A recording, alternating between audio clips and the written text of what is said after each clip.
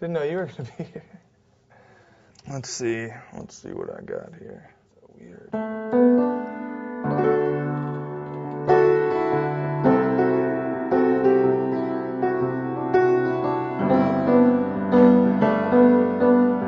The band's been around for about 2.5 years now, and we've just been working hard as we can while we've all been in college. Philip was a senior in high school, and I was trying to recruit him to come to ACU, and I played snare in the marching band at ACU, so I had a key to the percussion room, and Brandon was in there playing piano, and I said, Philip, you should come up and play drums with this guy playing piano.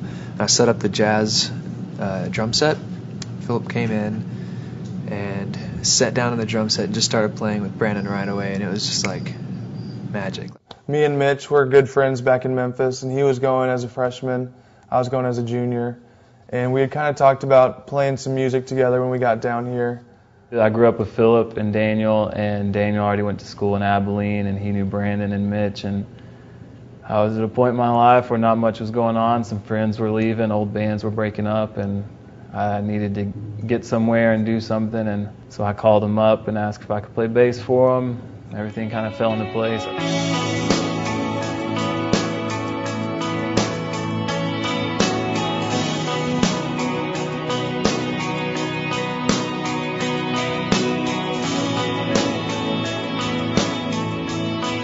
Where are we at, Phil? So this is Monk's Coffee Shop, and it's a nice local gathering spot for artists, and this has been just a really cool place, very influential with the community as far as bringing music to Abilene. We had a show with 2 other bands, the Hero Factor and Solar, which are The very first show nearby. Yeah, actually.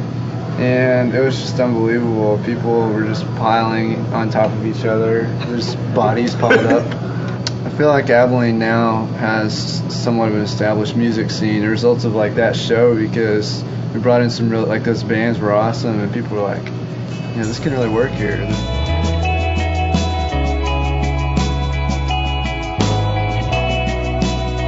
My name is Justin, and I play keyboard in Homer Hiccolm and the Rocketboys, and I'm about to take you guys on a grand tour of our house.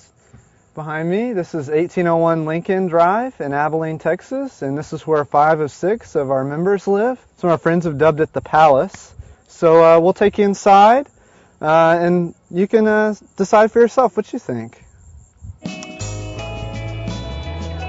This is our living room. We do most of our living from this room. This is our kitchen. A lot of cooking and eating goes on in this room. This is a coffee pot. What it does basically is brews coffee, and then we drink it. And we're about to enter the Promised Land, which is where my band, Homer Hiccolm and the Rocketboys, practices. We've had 3 Promised Lands. The very first one was this garage of this girl's house that we didn't even really know very well.